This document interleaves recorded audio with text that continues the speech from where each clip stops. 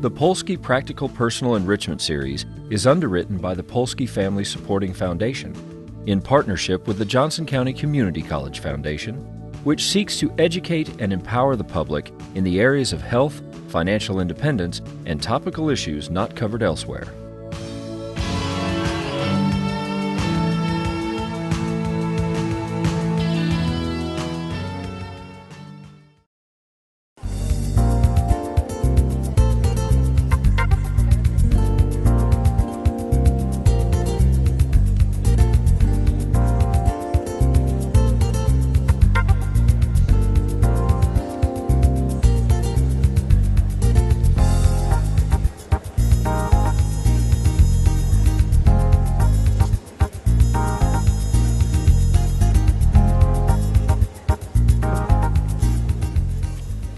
Good evening, ladies and gentlemen, and welcome to the Polsky Personal Practical Enrichment Series.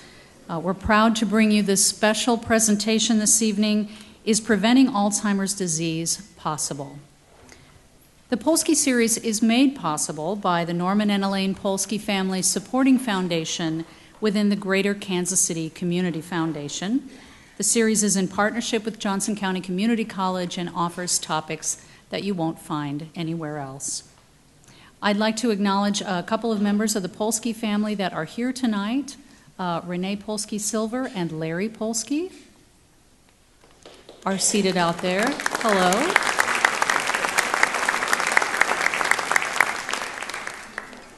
Our speaker tonight will discuss recent findings and medical innovations that may make it possible to detect Alzheimer's disease in adults before memory problems begin.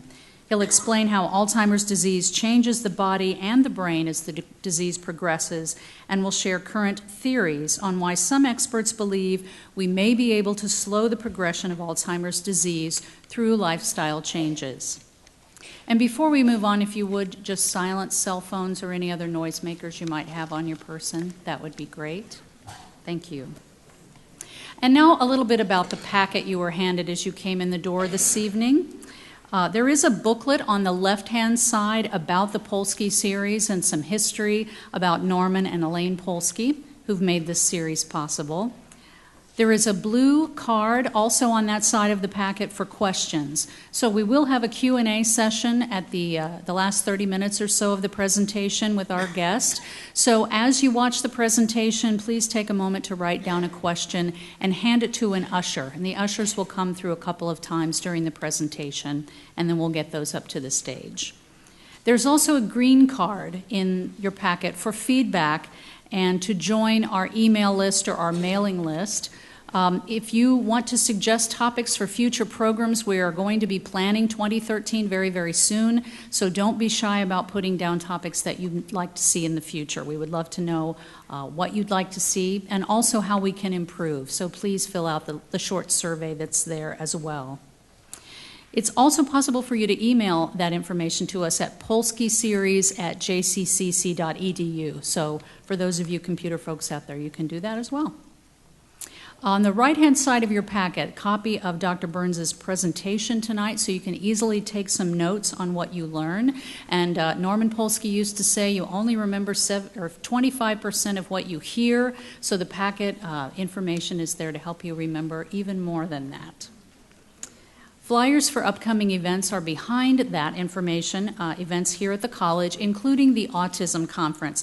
This is a great event. It's now in its 5th year at the college, and it's designed for families and professionals whose lives have been touched by autism. So we hope those of you interested will come back and join us for that.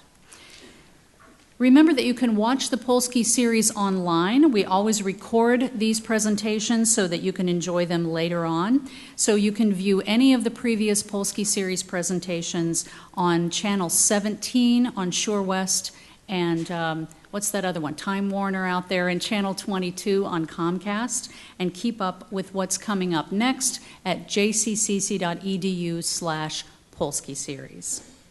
And finally, we want to tell you about our next event in the Polsky series in November, a very special event, November 14th. We'll present the premiere of a JCCC-produced film, The Heart of a Warrior. This will feature Samuel Sandoval, who is a World War II Navajo code talker, and this event will be part of JCCC's Veterans Week celebration. So those of you that were here with us last year for the Tuskegee Airmen, this is going to be another wonderful presentation to honor our veterans. And now a little bit about our speaker this evening. Dr. Jeffrey Burns is the Edward H. Hashinger Associate Professor of Neurology and the Associate Director of the KU Alzheimer's Disease Center. Dr. Burns also directs the Clinical and Translational Science Unit and is the Associate Director of the Heartland Unit for Neuroscience Trials. He graduated with a degree in English and Japanese from the University of Notre Dame and attended medical school at the University of Kansas School of Medicine. After medical school, Dr. Burns completed his residency in neurology at the University of Virginia, followed by a postdoctoral fellowship at the Alzheimer's Disease Research Center at Washington University in St. Louis. In 2009, Dr. Burns completed his Master's of Science in Clinical Research at the University of Kansas School of Medicine in Kansas City, Kansas. And Dr. Burns is also a lecturer for JCCC's Health and Human Services Continuing Education courses. Ladies and gentlemen, please welcome Dr. Jeffrey Burns.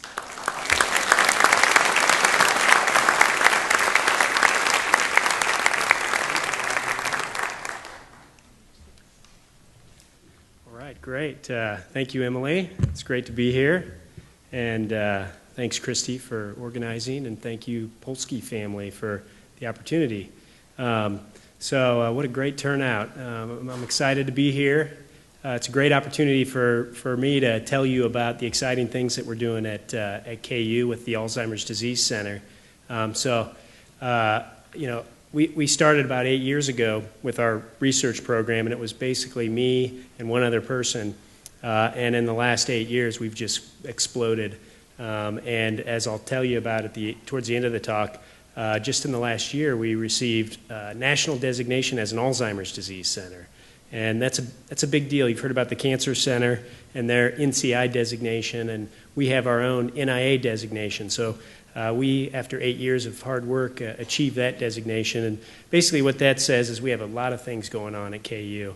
I'm going to give you an overview of the types of things we're doing later on in the talk. But what I want to do with this talk is basically talk a bit about Alzheimer's disease. How do we diagnose it? How do we treat it? And then discuss the new trends in the field. And in particular, can we prevent Alzheimer's disease? We think we can.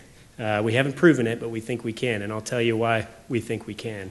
So one thing I want you to consider as I'm talking is consider being a part of our research studies. I know there's probably 30 or 40 people I've seen tonight who are part of our research studies, and they know that this is a big team effort, that we can't do what we're trying to do without buy-in from the community and volunteers to participate in our studies. So I thank you, you all who are here. And everyone else, please consider, how can you participate? And one thing about our studies, we're not just recruiting people with Alzheimer's disease. We actually need more people without any memory problems. My dad can attest. My mom and dad are sitting right over there. And my dad's been our first subject for 2 of our studies. And he's in one right now. So anyway, thank you all for being here. So I'd like to start, I want to take kind of a big step back and just talk broadly about dementia. The number one question I get is, what's the difference between dementia and Alzheimer's disease? So dementia is a very broad term, and it basically means this: decline in cognition, so changes in memory and thinking that interfere with daily function. When we look for declines in cognition, we break cognition up into different domains. So memory is one domain, the primary domain of cognition, but also executive function, which is the ability to plan and organize. Language, so coming up with words, putting sentences together, and understanding language is another domain. And orientation, so finding your way around town, knowing the date, so orientation to time and place. These are domains of cognition. So we look for changes in cognition that interfere with daily function. So people are having problems doing the things they've always done. When we see that, we call it dementia.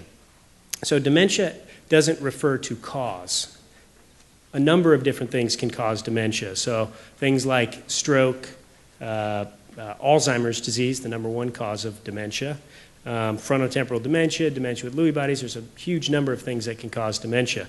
So the difference between dementia and Alzheimer's disease is a cause of dementia, and it's the number one cause of dementia. So it's a more specific term. So now, what are the hallmarks of dementia? What are we looking for? When we sit down with a patient, these are the features that we're looking for to make a diagnosis first of dementia, and then we ask what's the cause. But first, we try to determine, has there been a gradual onset, progressive changes in cognition, so differences from before. So this person is maybe now having some problems doing their finances when a year or two before they had no problems. So we have gradual onset, progressive decline, problems in memory and other cognitive domains, and then they cross the line, which is interference with daily function. That's exactly what we look for in making a diagnosis of dementia. So here are some of the major causes of dementia. Alzheimer's disease being the number one cause. 50 to 70% of all dementia is caused by Alzheimer's disease. Something called dementia with Lewy bodies is the number two cause of dementia. And this is a dementia where we see a syndrome that looks like Alzheimer's disease and Parkinson's disease. It's basically as if there's a mixture of the two. And in fact, when we look at the brain under the microscope, that's what we see for 80 to 90% of the time. Alzheimer's disease changes and the changes we associate with Parkinson's disease. So in dementia with Lewy bodies, we see motor symptoms, so stiffness, trouble moving, trouble walking, falls. So the appearance of Parkinson's disease along with dementia. We often see visual hallucinations with dementia with Lewy bodies. So people will see other people, children, animals, for instance, in the house. Visual hallucinations are a primary component of dementia with Lewy bodies. So that's a different cause of dementia, and again, it's the number two cause of dementia. Another is vascular dementia, so stroke-related dementia is the number three cause of dementia, and then something called frontotemporal dementia is the fourth most common cause of neurodegenerative dementias. And in frontotemporal dementia, we see things like social problems, behavior problems, language problems as prominent symptoms based on the frontal degeneration we see in the disease or the temporal, which are areas of the brain that are responsible for personality and language. So the point is there's many different causes of dementia, and when we're evaluating someone with dementia, we first determine is it present, and then we ask what's the cause. And these are the primary things we think of. So now what is Alzheimer's disease? So, we've had the disease defined for about 100 years, close to 100 years, and we've been, as I'll show you, we've been looking at the changes of Alzheimer's disease under the microscope for about 100 years. Do we really know what it is yet? We really don't. We have some ideas, but we really don't know exactly what causes Alzheimer's disease. So in defining Alzheimer's disease, we often are sort of left at describing what we see when we see somebody with Alzheimer's disease. So what is Alzheimer's disease? Well, we know it's the most common cause of dementia. It accounts for, as I've said, about 50 to 70% of all dementia.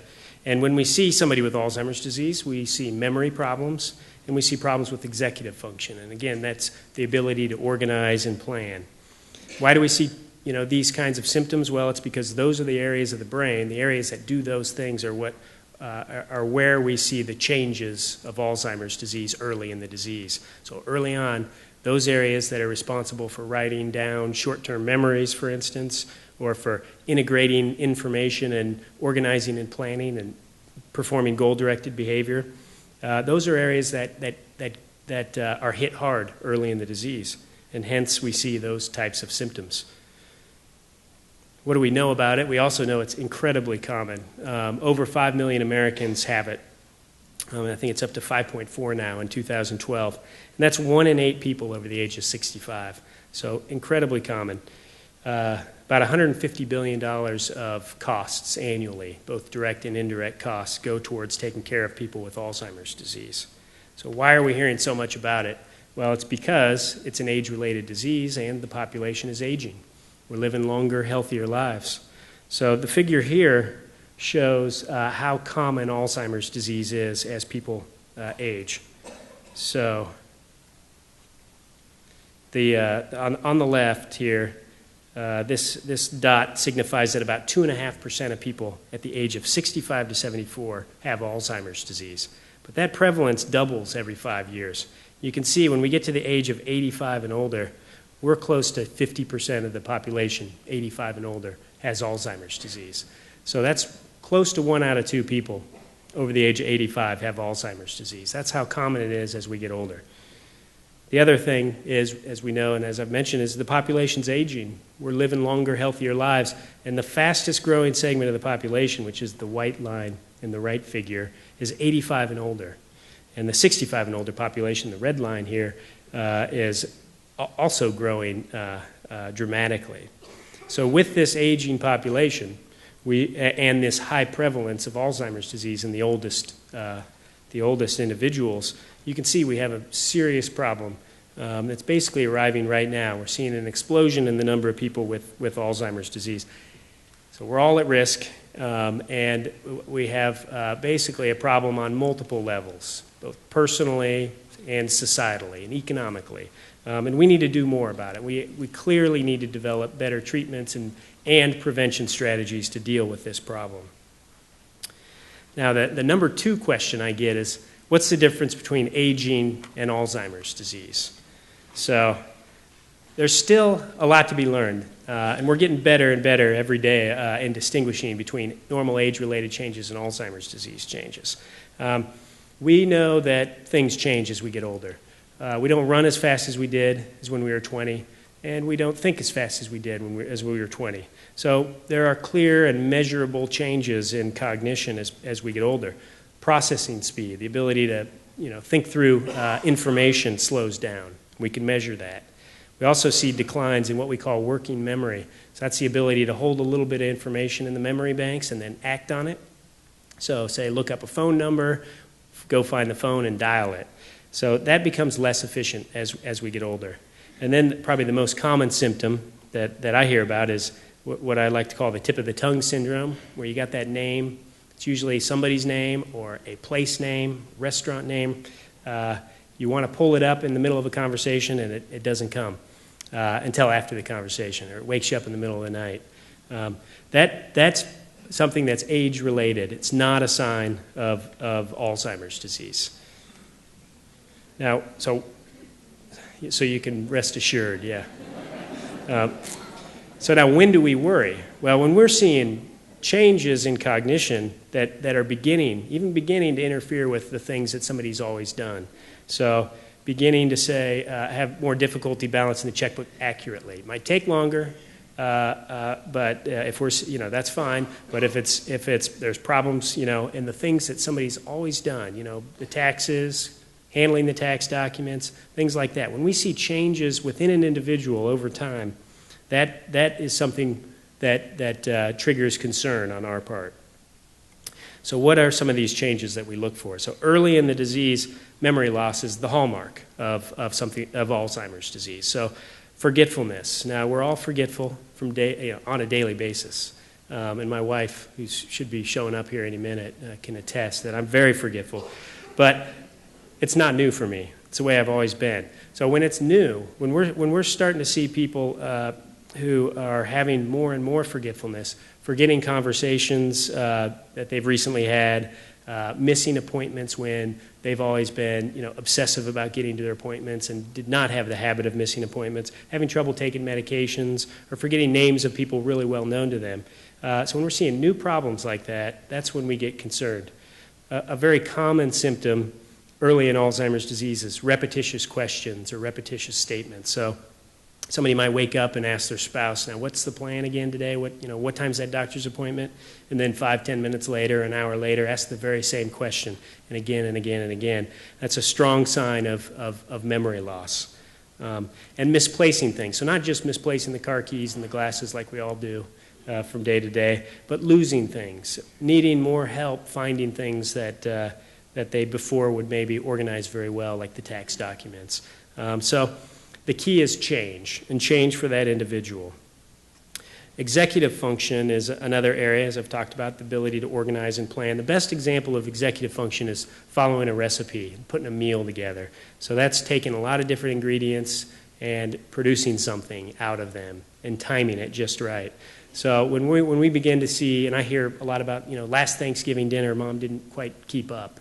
And it was the first time we noticed there was a change, where she had always been able to pull off the dinner, and now she wasn't. So these are the kinds of things that we look for. And we actually, in our clinic, we sit down with the family and spend a good half hour talking about these kinds of things, these mundane daily activities, and the types. We're trying to establish what type of change has occurred, what's the time course, and what are the characteristics of changes. Because even though I'm going to show you a lot of very fancy imaging techniques and talk a little bit about biomarkers, real fancy new stuff, high-tech stuff, even though we have all that, it's still a very low-tech diagnosis. We make the diagnosis primarily on information like this. So in making the diagnosis, it's the history that's really most important. Again, what are the characteristics and the pattern of changes? And we get that information primarily from somebody who knows the patient well. So it's very important to hear this kind of information from a family member. The reason why is we never really know if the patient has insight into the cognitive issues. A lot of times they do, but many times they may not. They may actually forget that they're forgetting. So, and we can't tell. So we get the information from a caregiver, somebody who knows the patient well. Now, it's not solely based on the history, but that's the foundation for the diagnosis. We also do a physical exam. We're looking for other things that might cause the dementia. So I've talked about stroke and vascular dementia and Parkinson's. So we're looking primarily for things like Parkinson's disease and for evidence of stroke on our physical exam. We'll almost always do an MRI scan or a CT scan, so a brain scan. And what we're doing there is we're looking for evidence of physical damage to the brain. So evidence of, say, a tumor, normal pressure hydrocephalus, which is something you'll hear about in the news every once in a while. So that's where the ventricles in the brain are enlarged due to too much fluid in the brain. So we're ruling out those kinds of problems with our brain scans. So now I'm going to talk a little bit about how we're beginning to use brain scans to help us make the diagnosis. The key here is we're using the MRI scans to exclude things, to rule out things, rather than make the diagnosis. So we don't yet use our scans to make a diagnosis. We use them to rule things out. And then we'll do lab work. Generally, we'll look at thyroid. TSH is a thyroid hormone, and then vitamin B12. And these are things where if thyroid's low or the vitamin B12 levels are low, we get concerned that they might be causing the memory issues. So we'll look for those things. And as I've alluded to, the usefulness of what we call biomarkers, the usefulness of new brain scans and blood tests are emerging. We're beginning to introduce these things into our practice. And we're really right on the edge, right on the cusp of using these things widely. And I'll talk a little bit more about that. But at this point, we don't use brain scans, we don't use blood tests to make a diagnosis. Really, nothing yet replaces this type of clinical evaluation. So I want to just show you an example. I think this is an interesting sequence here of an individual's ability to draw a clock. So one of the screens that we use, and often in our clinic, is a clock drawing test. We ask an individual to draw the face of a clock and make it 2:45. This is one individual who was followed for 15 years at Washington University in St. Louis in the research program. And he started there as a normal control, had no memory problems. And for the first 6 years, he was diagnosed as a normal control, had no evidence of cognitive changes, and his clocks were good. But in the 7th year that he was seen, he was actually diagnosed with Alzheimer's disease, what we call very mild Alzheimer's disease. You can see his clock looks good. A year later, again diagnosed with Alzheimer's disease, and his clock looks quite good. Now, 3 years after he was diagnosed, you can see he's starting to have problems. See if I can get a pointer here. So he has a little trouble with the 11 and the 12, and things are a little off balance on his clock.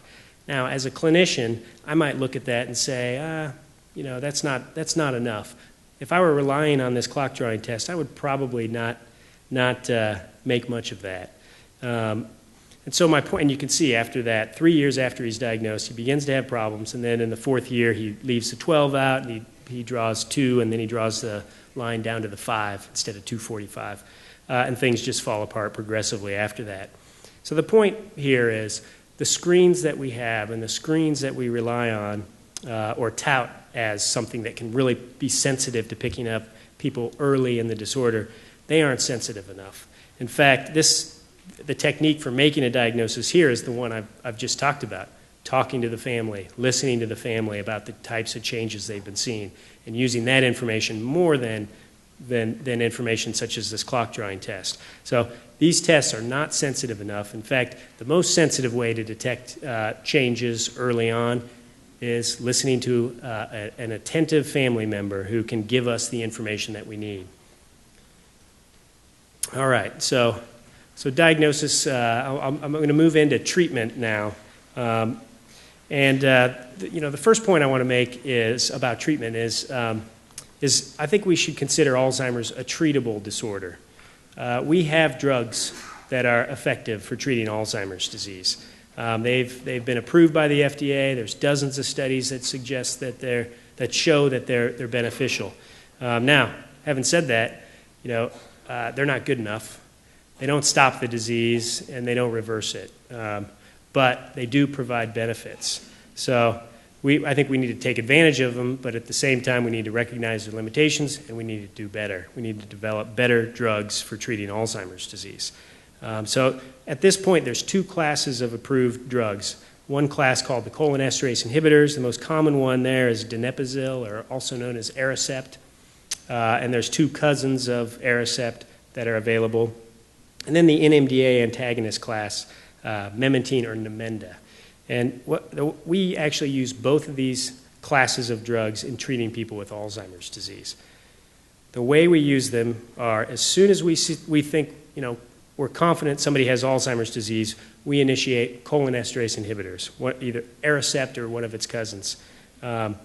We initiate those as soon as we're confident somebody has Alzheimer's disease in the early stages. The effect of those medications is not, as I mentioned, one where we see a reversal of the symptoms, or sometimes, most of the time, we actually don't even see an improvement. But what our studies have shown is we see a flattening of decline. We actually see stability over about a year in cognitive function, cognitive abilities, if somebody's treated. Now, if they're not treated, we see decline over a year. So the effect of these medications is to stabilize or level off decline as opposed to the decline that we typically see over a year. Now, that effect of stability lasts about a year. After a year, we tend to see decline. The reason we tend to see decline is these drugs don't stop the disease process. They improve the symptoms, they improve them for a year, and they actually improve them for beyond a year, because the decline after a year is less rapid if somebody's on the medications versus off the medications. So the effect lasts for the long term, but the disease basically overcomes that, what we call symptomatic benefit of the drug. These drugs don't modify the disease, and that's where we need to be. Now, and I'll come back to that. Now, Namenda works in much the same way. We actually initiate Namenda in the moderate to severe stages of Alzheimer's disease. So it's been shown to be effective, not in the early stages, but further on down the line. So we'll start something like Aricept early on, and if somebody declines, when somebody declines, we'll initiate Namenda. We use both drugs, so 2 drugs for the treatment of Alzheimer's disease in those moderate to severe stages. And again, the effect is one of slowing that symptomatic decline.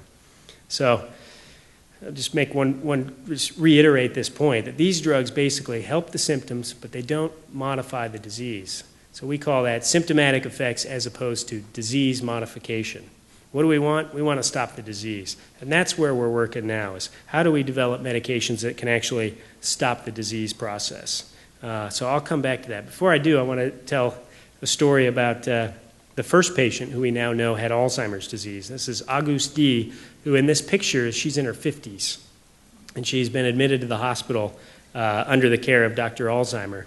Her husband took her to what was basically the insane asylum because he couldn't care for her anymore. She was unable to care for herself, and he was unable to keep her safe at home. She was becoming agitated and violent towards him and accusing him of infidelities. She had an obsession with the neighbor wife and infidelities with her husband, and was very agitated. And he took her to the hospital in 1901. And over the next 5 years, Dr. Alzheimer was one of her doctors, and he noted all her behavior problems and all her memory problems. And when she died, he studied her brain. So under the microscope, he looked at her brain, and this is actual brain tissue of Auguste D. And basically, all the dark material that you see in these slides is abnormal. So we're looking at a small piece of the frontal lobe here from Auguste D. And what Dr. Alzheimer found was that there are these clumps of abnormal accumulations, which he called plaques. And then if we zoom in here on the right on some of these brain cells, he saw what he called tangles. So plaques and tangles, basically throughout this woman's brain. And he presented this at a case conference about a year later. And over the next couple decades, the disease gradually took his name, and we now know it as Alzheimer's disease. He was one of the first to suggest that these sort of higher-order cognitive issues, behavior and memory, could go wrong due to brain disease. So it was a relatively new idea at the time. So now one interesting thing is after Auguste D. died, it wasn't long before her husband married that neighbor woman. So she was onto it. So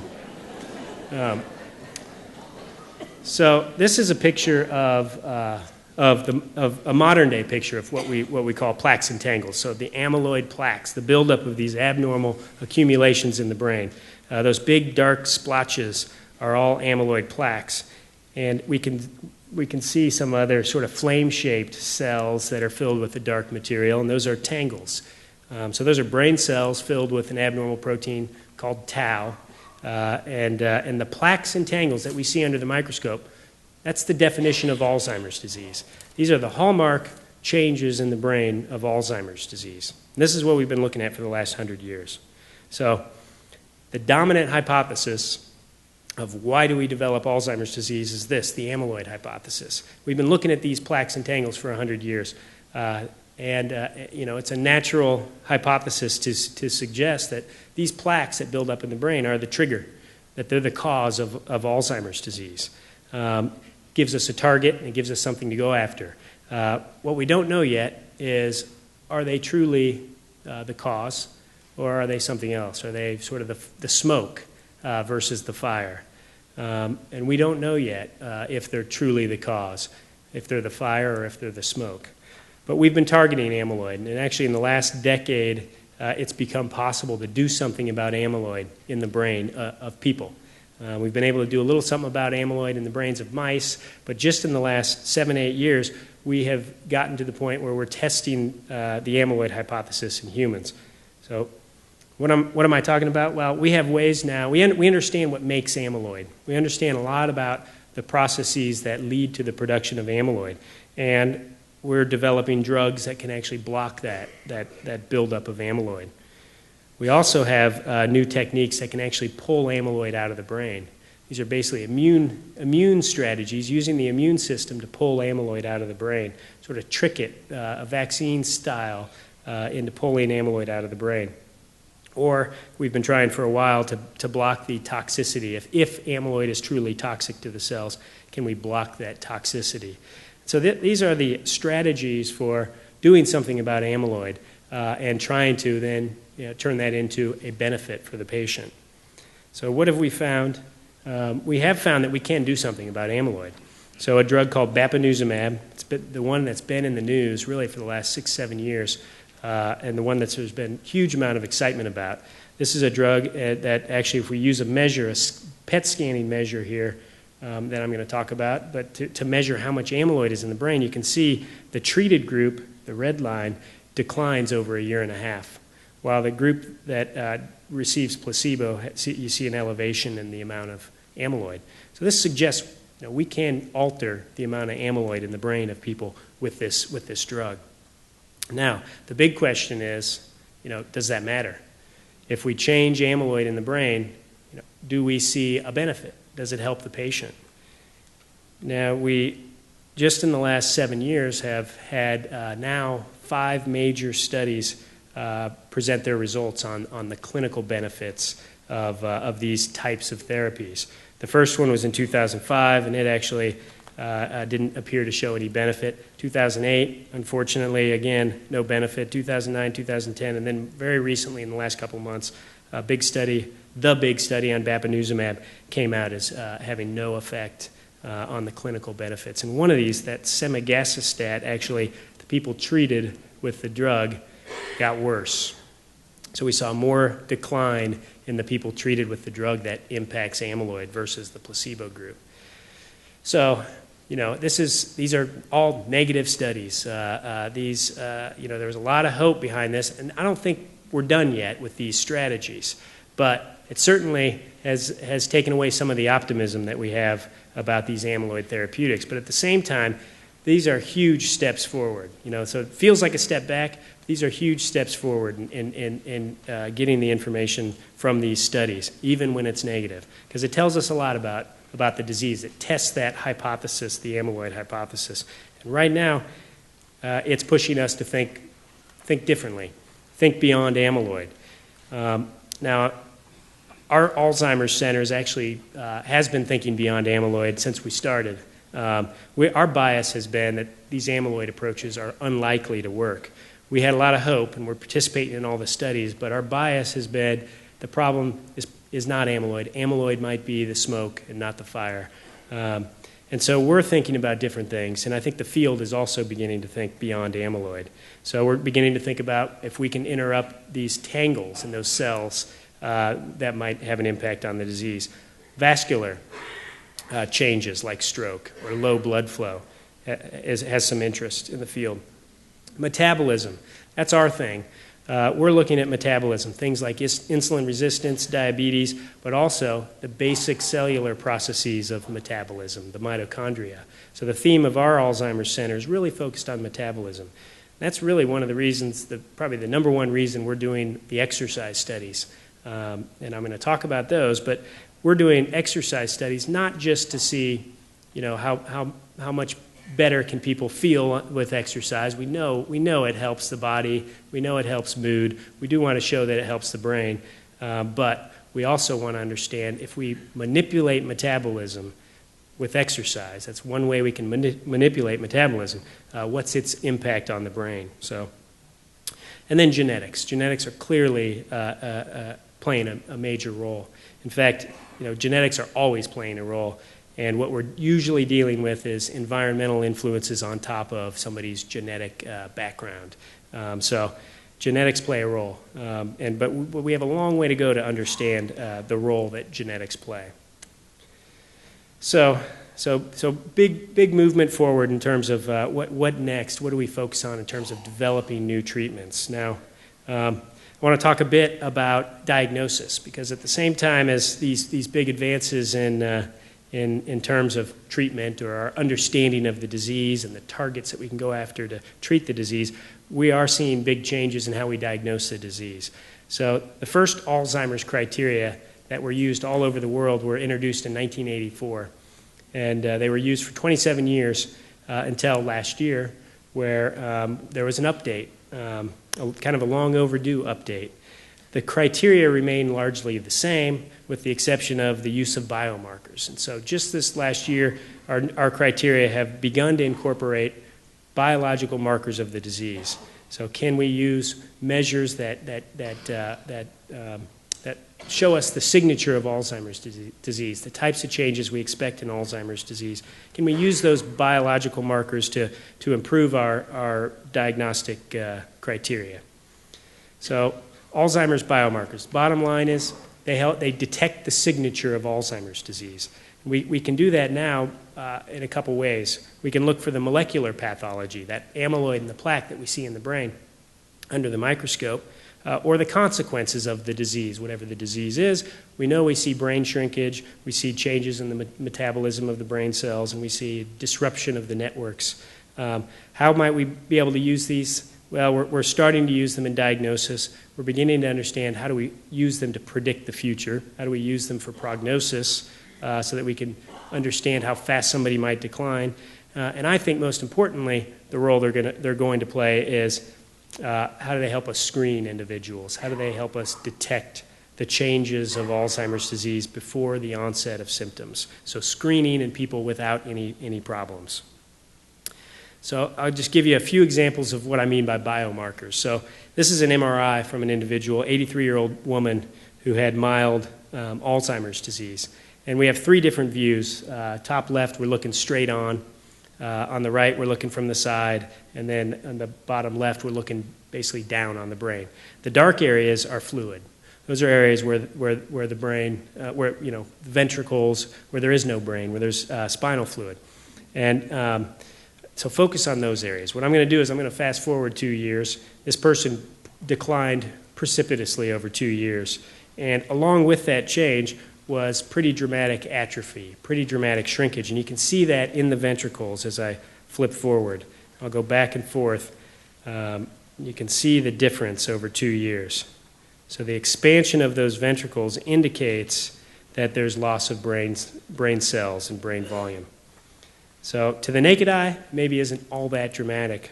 Our computers can measure this very, very well and very robustly. So we use these types of measures in our research to measure how fast somebody's progressing and how much, and it gives us a reflection of how much of the Alzheimer's process is occurring. And we're beginning to use this in our clinics. The new technology is allowing us to actually get specific measures of areas of the brain that can then inform our diagnosis. So over the next few years, we're going to see more and more of that. This is another MRI scan of the brain, and we're looking straight on at two different individuals. And you can see a red line around an area called the hippocampus. This is the area in the brain that actually takes new information and puts it into the memory banks. So it basically writes down new memories. So in a 19-year-old man, you see there's nice large hippocampi. There's no space around it, no dark space around it. In the 86-year-old woman, you can see the hippocampus is shrunken. There's a lot of space. That dark area indicates there used to be hippocampus there, and now there isn't. This woman had significant memory problems and was diagnosed with Alzheimer's disease. So we're beginning to use this measure to reflect the Alzheimer's process early in the disease course. Now, the newest technique is what we call amyloid imaging or molecular imaging. This is something that's just arisen in the last few years, and actually it's basically arriving in the clinics for use for doctors right now. It was approved by the FDA just a couple months ago, and the company's rolling it out and beginning to get it around the country so that doctors can use it. So what this technique allows us to do is basically allows us to detect the presence of amyloid in the brain before somebody dies. For the last 100 years, we basically have had to wait until somebody dies, examine the brain under the microscope after they die, and then see is amyloid present or not. What this technique does is it uses a medicine. In this case, this is Amyvid. It's a medicine that we inject into the arm, and it actually crosses into the brain. And if amyloid is present, it sticks to the amyloid. There's a little thing on the end, little radioactive fluorine compound at the end that emits a signal that our PET scanners can pick up. So it sticks to the amyloid. The PET scanner can then detect it. And if amyloid is present, we see a lot of bright signal. We see a lot of reds and yellows. So this individual had a lot of amyloid in their brain. So we now are able, this is really a key moment in Alzheimer's disease field, to be able to detect amyloid in life as opposed to waiting until somebody dies and studying the brain at autopsy. So here's an example. This is the data that the FDA reviewed. And this is 3 individuals. There were about 60 people in this study, but 3 individuals were examined with the scan before they died. And they died shortly thereafter. They were all in a hospice program. And so they were scanned before death, and when they died, their brains were examined under the microscope. That's on the left. And you can see The dark spots reflect a lot of amyloid on the left, and the people towards the bottom, sort of a medium amount in the middle and then a lot at the bottom.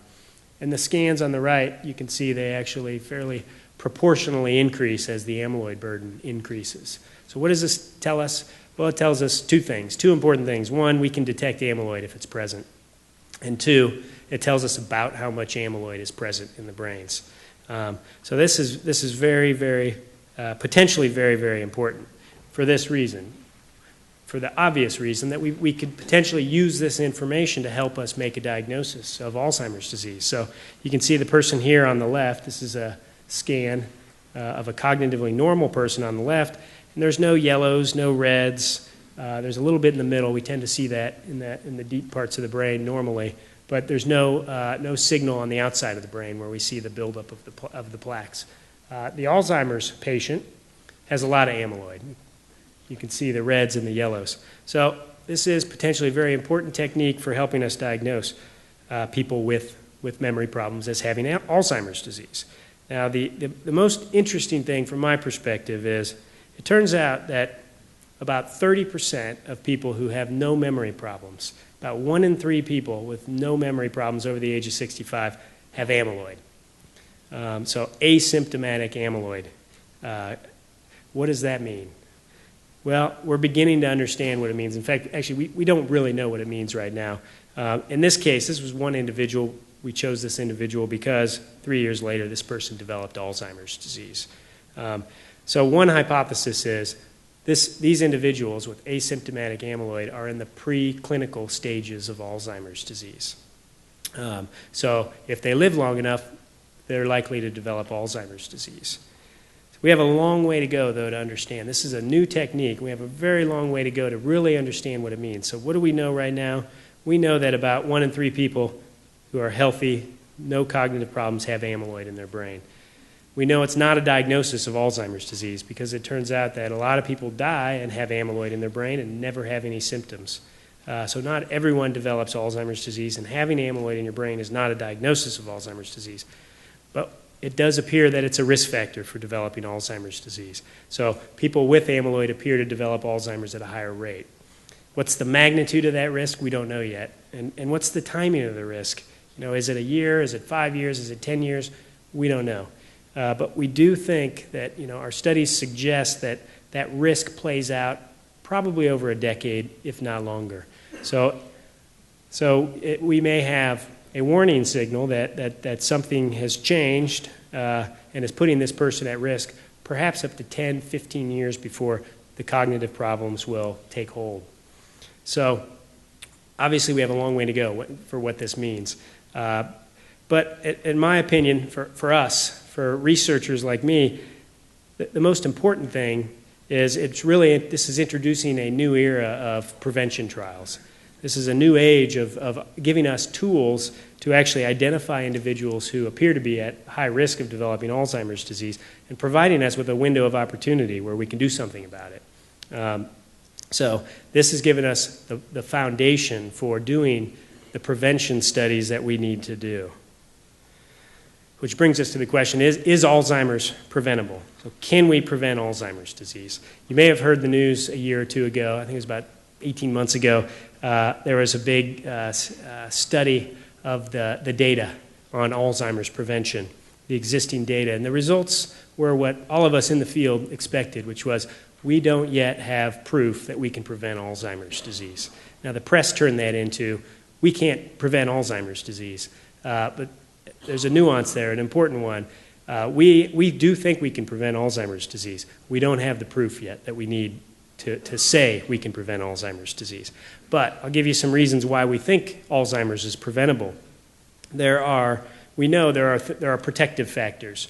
We know that if people are highly educated or if they have jobs where they use their minds across their lifespan, they're at lower risk of developing Alzheimer's disease. We also know that people who exercise in midlife and beyond are at lower risk of developing Alzheimer's disease. So there's some protective factors. And then we know there's risk factors. There's a number of them. This is just a snapshot of them, but high blood pressure and not treating your blood pressure, high cholesterol and not treating your cholesterol, stroke, diabetes, obesity. These are all things that put us at risk. The reason I've chosen these to talk about these risk factors is they're all modifiable. We can do something about each one of these. So we can potentially modify our risk of Alzheimer's disease. What we don't know yet is if we modify these factors, are we putting ourselves at lower risk? We think so, but we haven't proven that yet. And that's where we need to go. So our research is focused on these types of questions. So one of the things we did starting 8 years ago was we began to study different lifestyle factors, physical activity, diet, metabolism, mental activity, and then asking how do these things relate to the biological changes that we see in the brain of both older adults but also people with Alzheimer's disease. One of the things we did was we put everybody on a treadmill. Everybody who came into our program, don't let this scare you off, but everybody who came into our program at the time, we put on the treadmill and we made them work as hard as they could. And while they were working, we measured their oxygen consumption. This is a measure of fitness. It's related to exercise. It's not a pure measure of exercise. It's a measure of fitness, how fit the system is. And exercise influences that. So those who are more active have higher fitness levels. What did we find? We found in Alzheimer's patients, we found what you might expect. And that is those who are more fit, doesn't matter how demented they are, but those who are more fit had bigger brains or less brain atrophy. So you can see the figure on the left. The high fit individuals had larger brains. And then it progressively went down. Low fit had the smallest brains, reflecting more brain atrophy in those individuals, so more shrinkage of the brain. Now, the next question we posed was where in the brain do we see these relationships? And we found that fitness was related most strongly to the size of the brain in the areas that are affected the most by the Alzheimer's process.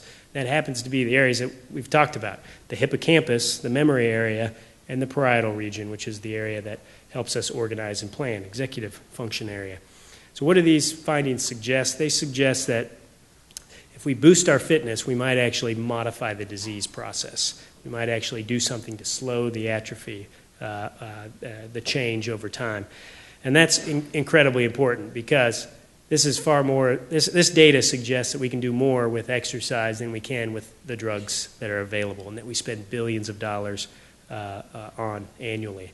So we are sitting on potentially an intervention, a low-cost intervention that's available to everybody in one form or another that might slow the disease process, might modify the disease. So that's where we are now. Now we're trying to then take it to the next level and really provide the proof that we need to basically understand exercise as a medicine. So we're doing two things. We're looking at exercise in prevention, in the role of promoting a healthy brain or preventing Alzheimer's disease, and treatment. How do we use it in people who already have memory problems? Can we use it to slow the Alzheimer's process? So we have two studies. There's a few participants here, primarily in this study, the TEAM study, which is basically a study of exercise as a drug. We're looking at different doses. We have a don't change anything group, just stay sedentary. And then we have one where we put them into a 50% of the recommended amount, which is 75 minutes a week of aerobic exercise. And there's 100%. So the recommended amount that we should all be getting is 150 minutes a week of aerobic exercise. That represents our full dose group. And then we take 150%, so 225 minutes a week, which is what my dad got randomized into. And he did it. So we actually basically, like drawing out of a hat, when somebody comes into our program, we basically draw a number out of a hat and put people into these four groups, one of these four groups for 6 months. And then we're looking over time, how do these different doses of exercise impact the brain? And we're asking basic questions. Is there a minimum amount of exercise that works? And then is more better? Do we need 225 minutes a week to get the brain benefits that we're after? So we're trying to determine the optimal dose. We still don't know if 150 minutes a week is the right dose. The other study that we're doing is an Alzheimer's trial where we're enrolling individuals into an exercise intervention, both aerobic and non-aerobic. One is working the heart and lungs, or the aerobic exercise. The other is a non-aerobic exercise where they're primarily stretching and toning. We're not impacting the heart and lungs. We're asking the question, does improving fitness, does boosting that cardiorespiratory fitness level slow Alzheimer's, the progression of Alzheimer's? Again, this is also a 6-month study. And in both of these studies, we're using the YMCAs. We're partnering with the YMCA all around the Kansas City area. And so individuals who are involved in these get 6 months of an exercise pass for the YMCA, and they get a trainer to help them and to keep an eye on things and help motivate them to do the exercise. So those are the two major studies we have going. So now what's the hope for the future? The hope for the future is we have better treatments and better prevention strategies. And that we can, number one, identify the brain changes very early in the disease or ideally before the onset of symptoms. And then number two, can we halt the disease or reverse it? We might do this through drugs like the anti-amyloid therapies if they do prove to eventually be helpful, or lifestyle interventions, so diet, physical exercise. So that's the hope, that we can actually see the changes early and then do something about it. That's where we want to be. Now, what we're launching here probably in the next month, maybe 2, and I've been saying that for about a year, but we're very, very close. There's a lot of dominoes that have had to fall for us to get to the point where we could launch this, and they all involve multiple dominoes that add up to about $4 or $5 million. So it's taken a lot of work to get to where we can launch this program, but we're launching the Alzheimer's Prevention Program, the KU Alzheimer's Prevention Program, which basically is a program where individuals without memory problems can come in, get a general health screen where we're going to do a diet assessment, a physical activity assessment, a physical function assessment, and an Alzheimer's risk profile. And basically give that information back to the participant with some advice on how to reduce their risk of chronic disease and ideally, we haven't proven this yet, but ideally reduce their risk of Alzheimer's disease. So that's what we're looking to do. Now that's what we do for the participant, but what are we doing for research and science? Well, through that program, we're building the foundation for deploying basically the first Alzheimer's prevention trials. So we're creating a foundation where we're identifying people, stratifying them by risk, and then testing different prevention strategies. The first thing we're going to do is an exercise trial, but there's a national study which will be starting probably in the next 18 months that is testing an anti-amyloid drug, a drug that pulls amyloid out of the brain. So we'll be involved in those trials, and actually if we get our exercise trial started as we'd like to next year, we'd be the first in the world to do one of these Alzheimer's prevention trials. So the Alzheimer's prevention trial that we're planning right now, we're calling APEX, the Alzheimer's Prevention Program Exercise Trial, where we're looking to screen 400 individuals, 400 cognitively normal individuals, 65 and older, with the amyloid imaging and the chronic health assessment as well. What we're trying to do is identify 100 people who have brain amyloid and then enroll them into a year-long study that we do in partnership with the YMCA. And we're testing the idea, if somebody appears to be at high risk of Alzheimer's disease, does exercise modify the brain over that year? Do we see a change in the amount of amyloid? Do we see changes in the amount of brain shrinkage that we normally see over a year? And do we see improvement in cognition over that year? So the idea of can we modify that disease process even before we see clinical symptoms? So this is our group. We've grown into this group, and it's actually much bigger than this, but this is the Alzheimer's Center, the clinical program. So we've grown to a very large group, about 24, 25 people full-time working on our studies. Just talked a bit about the exercise studies. We have clinical trial opportunities for people with Alzheimer's disease where we're testing drugs, and we have a number of other exercise studies, big and small. So a lot of different things going on. I do want to go back to that point. We worked very hard over the first 7 years to join this group. So this was 2010. This was the 29 Alzheimer's centers in 2010. You can see a nice, vast prairie there in the middle. And in 2011, we actually became one of the 29 Alzheimer's centers. So we're very proud to be a part of this select group.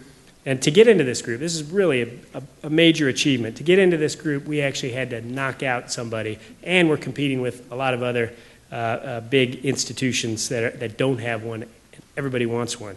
So I'm not going to tell you who we knocked out, but we did it. So, all right. So I'll stop there. I just want to end on saying this, that we need your help. We need your help getting the word out, spreading the word, participate in our studies. You've got there's a lot of information, if you didn't get some as you walked in, out on a table about a variety of studies. If there's any doubt you think you might be interested, just call us and we can work through if a study's right for you.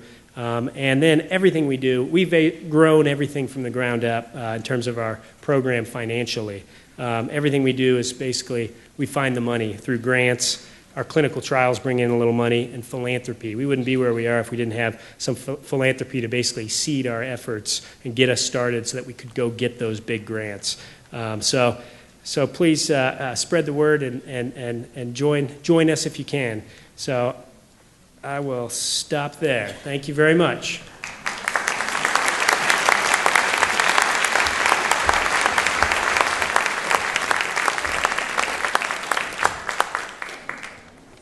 My first question is, does Words with Friends help your brain get stronger? That's a good question. So everybody can hear me? All right? Okay. So that's a common question. Words with Friends, crossword puzzles. How does mental activity impact the brain? We think we're basically in the same boat with mental activity as we are with everything else. We think it helps. What we are trying to do now is show that it changes the brain biologically. So, we tell everybody stay as mentally active as you can and do it in any way that you can. If you love crosswords, great, go for it. If you hate crosswords, don't go buy a crossword puzzle book because you'll never use it.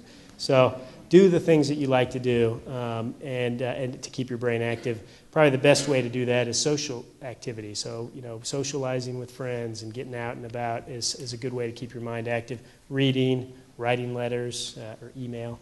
Those are things that really help engage the mind. And we do think it helps. That's good, because I play Words with Friends way too much. There's a great variety of questions here, so I'm just going to dive in and we'll go with these. But the first is, are you born with amyloid, or does it always develop later in life, or do we know the answer to that? Yeah, so that's a great question. So the first thing I'll say is we don't know what amyloid does. We all have it. We all have it, and it's in every cell, basically. It's not in the form that we see it in the brain, in clumps in the brain, until later in life. So we don't see it in young people, and at some point in many people it develops. So we're not born with it, but for some reason it begins to clump in the brain of some people. Sometimes early in the 40s and 50s, and that really just rises as we get older in terms of the prevalence of how often we see amyloid. But again, we're learning a lot about amyloid because we haven't been able to see amyloid in living people until recently. So we're learning a lot about when it develops and what the rate of its development is. We actually think about 3% of people a year develop amyloid. Once you get it, it looks like it's there to stay. But if you have no amyloid and you're over the age of 65, about 3% develop the presence of amyloid annually. And then that adds up over time to, across the population, 30% of all people have amyloid in their brain. So it normally develops after the age of 65, or we don't really know? Normal is, so the key word there is normal. At the age of 85, the majority of people have amyloid. So if that's the definition of normal, then then it's very frequent. We don't think it's normal, though, to have amyloid. We want to prevent it, we think, from developing in the first place. So we have a long way to go to really understand this amyloid process and what the ramifications of having it are. So again, we're just learning how frequent is it, what's the risk of developing it, and then ultimately, what's the risk of having it. Mm-hmm. Okay, a question here about vitamins and taking supplements like ginkgo biloba and those kinds of products. Is that helpful at all? So the answer... And if so, which ones? This person wants to know. We don't know if they're helpful. So, there's not good... if we knew it was helpful, we'd be prescribing it. We'd be telling everybody to take it. The data's not there for us to recommend any of those over-the-counter medications. Now, I don't tell people to stop taking them unless I think they're taking too much of something or it's going to hurt them. I just remain skeptical and say, you can take it or leave it. We don't know if it's going to help you. My mentor would tell people, all you're doing is making your urine very expensive. So I don't go that far. I say, we just don't know. You can take it or leave it. Okay. Is there any correlation between early childhood trauma, and not necessarily a traumatic brain injury, but emotional trauma, and then Alzheimer's and dementia developing later? So I'll take two things out of there. One is traumatic brain injury is a risk factor for developing Alzheimer's disease down the road. So it's a risk factor. It doesn't mean somebody's going to develop Alzheimer's disease, but it is a risk, and it increases an individual's risk. Emotional trauma, stress. In childhood, I haven't seen anything that links, childhood emotional stress with Alzheimer's down the road. But there's some reason to believe that chronic stress, being under chronic stress and having elevations in physiology of, say, cortisol, is something that puts people at higher risk for developing memory problems and perhaps Alzheimer's disease. So there's some suggestion that chronic stress can increase our risk. Mm-hmm. So inflammation in the body might maybe increase your risk as well? Exactly, yeah. So inflammation is another risk factor. There are many risk factors for Alzheimer's disease. Inflammation is one. Chronic stress in the way we might measure that in the lab would be something like cortisol levels in the blood. Okay.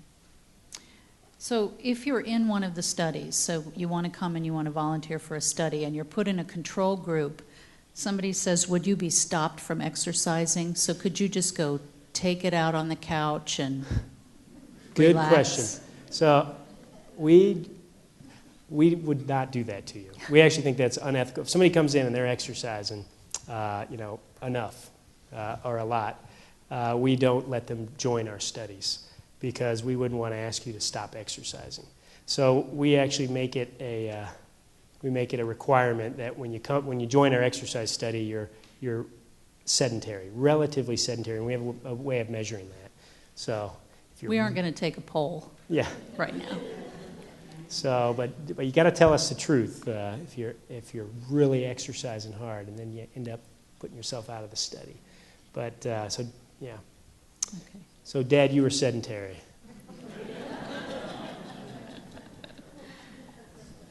How advanced do the symptoms need to be before Aricept is introduced? So if you have a mild impairment in, say, your executive function, what's the tipping point where the Aricept might be introduced? So we generally we'll generally start the drug when we're confident somebody has Alzheimer's disease. When to start it? There's no line in the cognitive test scores or that we use to say now we start it. It's generally if we're seeing progressive changes that are beginning to interfere with daily function that look like Alzheimer's, we'll start the medication. Sometimes, some people will come in and are just very, very. I actually have a patient who is 100% normal, and he will not stop taking his Aricept. And I end up having to prescribe it to him year after year because he just won't go off it. So I don't do that. I don't typically do that, and I would never recommend it for people without memory problems because it doesn't prevent Alzheimer's disease. It doesn't really boost cognition. But if somebody comes in and just wants to be very, very aggressive about it, I might consider it if there's memory issues before I'm confident they have Alzheimer's. But the standard is start it when we think there are progressive changes that are consistent with Alzheimer's. Okay. Studies have shown, I'm reading, that ingredients in certain medications, flu shots, in deodorants like aluminum, have been linked to Alzheimer's in the past. Do you feel that that's good information, bad information? Well, so the aluminum connection is basically left behind. Nobody thinks that anymore. That was something back in the, I think, early 80s, was a big concern. And it doesn't appear that aluminum is linked with Alzheimer's disease. There are linkages with other metals, and accumulation of things like iron in the brain can be associated with cognitive impairment. But they're sort of on the fringe, and we don't have a great understanding of what's going on there. It certainly wouldn't be the primary cause. At least that's what we think now, that accumulation of metals or heavy metals would be a primary cause of Alzheimer's disease. Okay. Say you want to get a B12 shot. How do you do that? Well, so B12, I mentioned we check B12 in everybody that has memory issues. And the reason we check it is if your B12 levels are low, we often see memory impairment if the levels are very low.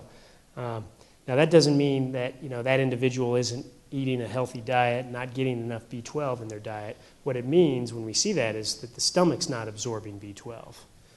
So they can eat all the B12, take the pills, but their stomach's not going to absorb it. So we'll check levels, and then we'll treat people only if their B12 is low for the most part. So if you need a B12 shot, your primary care doc will give you one. They should check your B12 and then give you a shot. I wouldn't suggest taking B12 unless your levels are on the lower side. But you can get it through your family doc or your primary care doc. Okay. Is there federal money available for the research that you're doing?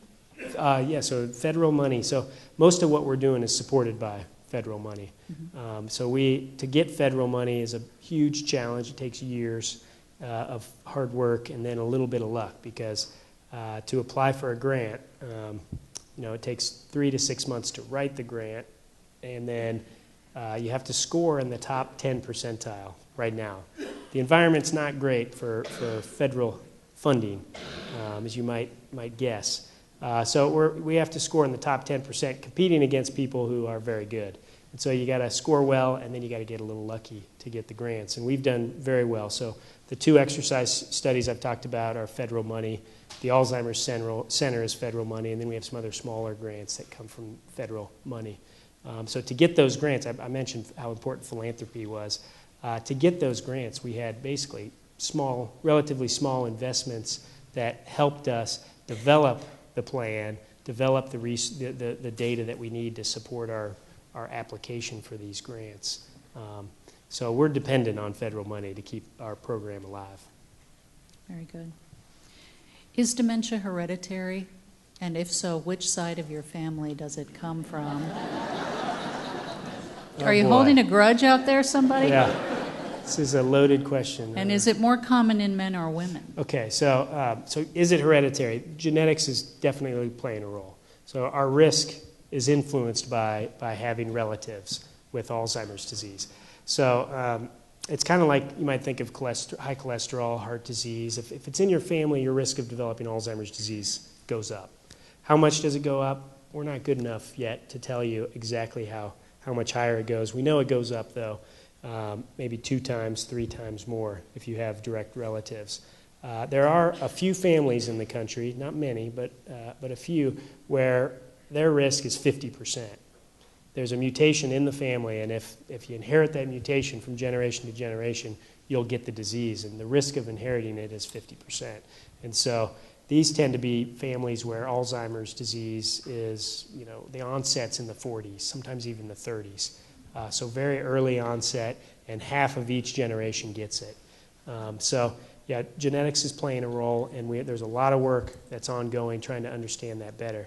So the inheritance pattern is a good question, and it's one we've been looking at. And it looks like risk is slightly higher if it's on your mom's side than your dad's side, slightly.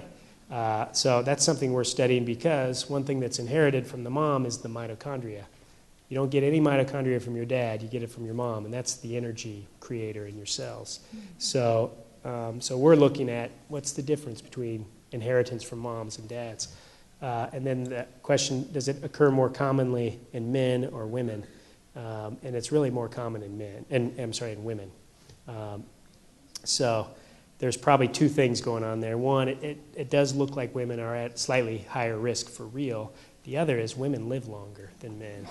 And so by virtue of living longer, they're at higher risk of developing Alzheimer's. But it's slightly higher in women than men. Okay. And some days their brains are fuller of Most all days. that stuff, right? Oh. So editorializing again.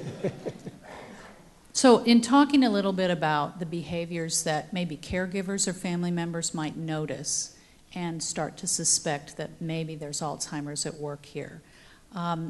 If somebody's having a conversation with you and then they kind of dissociate and they become disengaged, and that starts to happen more often, I have a feeling somebody's experiencing that here.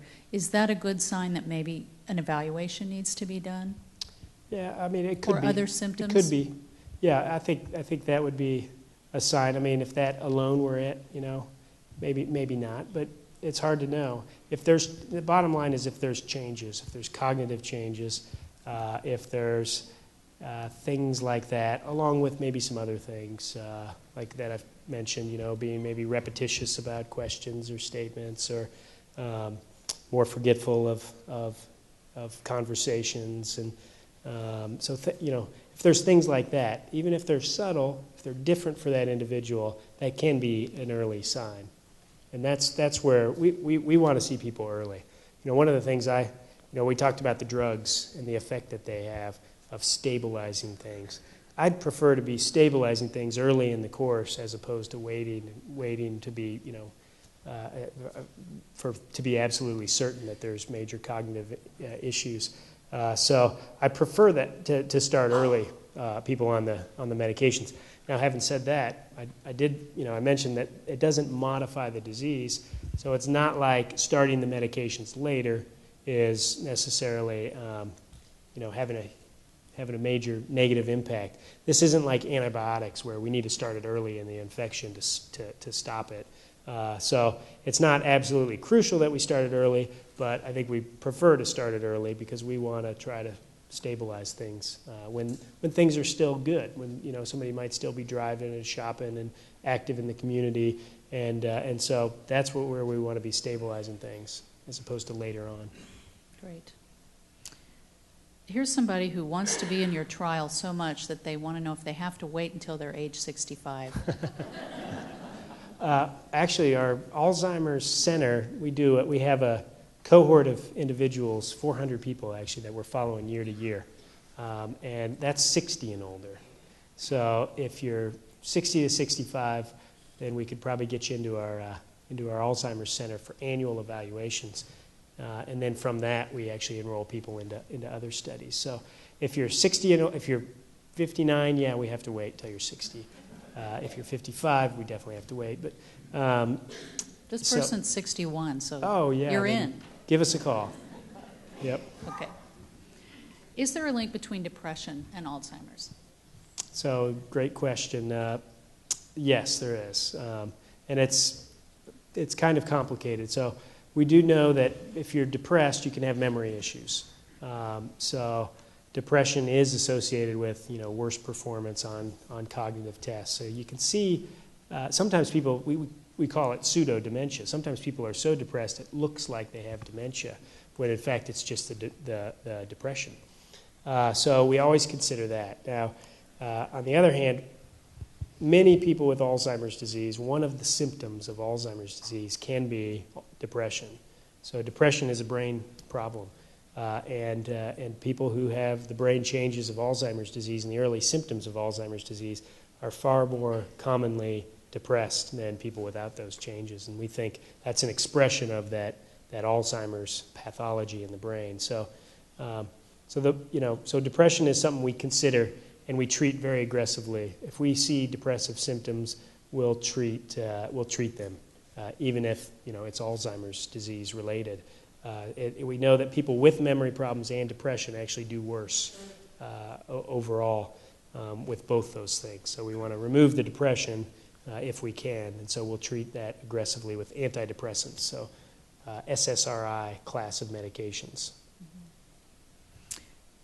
Do you have any advice on if somebody in your family is exhibiting what you feel are potential symptoms of Alzheimer's, you'd like them to come in and be evaluated, but they really feel like there's no problem. I'm just stressed. I'm just forgetting things because I'm preoccupied or I'm tired. Are there any strategies you can offer? Yeah, that's tough. That can be very difficult. There's often defense mechanisms in place too. So an individual's on top of the world and doing everything their whole life, and now they're slipping in all these ways that make them very self-conscious and defensive, and so it can be very hard to get people to admit it. And then some people are absolutely in denial and won't accept it. So how to get them in can be tough. I mean, the strategy I would use is try to get them to admit that things have maybe slipped a little bit. And if you can get them to admit maybe things have slipped a little bit, well, there's things we could do. We can make sure that we're not missing something medically, low thyroid, low B12. Make sure we're not missing some problem in the brain with a brain scan, and we can give them medications if they're having memory problems. So we try to stress the positive that if there is a little bit of slippage, then we can do something about it. What we're trying to do is give people everything we got, basically, so that we make sure they're on the have all the right evaluations and they're on the medications that they can benefit from. So that's not going to work for everybody, but trying to stress it as a positive and looking for ways to help them is key. Now, that doesn't work for everybody, as I mentioned, and I have had some people come in with their family members who tell me, Mom didn't know we were coming here until 3 minutes ago, and she's very mad at me and whatnot. And they sort of, I don't recommend that, but some people resort to that. Okay, a couple of questions about the study and then how to get in touch with you if people want to offer, help to the program. So first of all, tell us about if you're in the study, do you need health insurance? Is everything provided at no charge? How does that work? So, it's all at no charge, and there's no need for health insurance. It's all free. We're funding it all from various sources. So there you go. So there you go. Yeah. So call us and one thing we do, we try to give back as much as we can. We can't give back as much as some people want, but we try to give information back about cognitive how they're doing cognitively on it with our screens and assessments and a little bit of information about how they perform, but we can't give back all our research data. If we do a brain scan as part of the study, we try to give back the information that we've learned. So if we see anything wrong, we do something about it. So we do bone density scanning as well. For our studies, and so we try to give that kind of information back. But this is research, and so it's not a clinical evaluation like you'd get in a doctor's office, and so we can't share everything. We can't interpret everything for people, and we definitely don't want to over-interpret. So we're sometimes a little greedy with that information because we don't want it to always get out there and get over-interpreted. So. And we don't want to confuse research with clinical care as well. But we try to give back as much as we can. And in some of our studies, actually, you get paid for the time and effort. The government-funded ones, you don't get paid for that. But the drug study ones, we tend to reimburse people for a little bit for their time and travel when we can. So in order to get in touch with you for that or to help out with the finances of the study, the information is in the packet that we handed out and at the table in the lobby. Yep. So there's information on the table specifically for the financial side, and then just calling us or going to our website, kualzheimer.org, which should be in the packet or the last slide in the packet for more information, or call us. Very good. Thank you, Dr. Jeffrey Burns, for being with us tonight, and thanks for coming to the Polsky Series.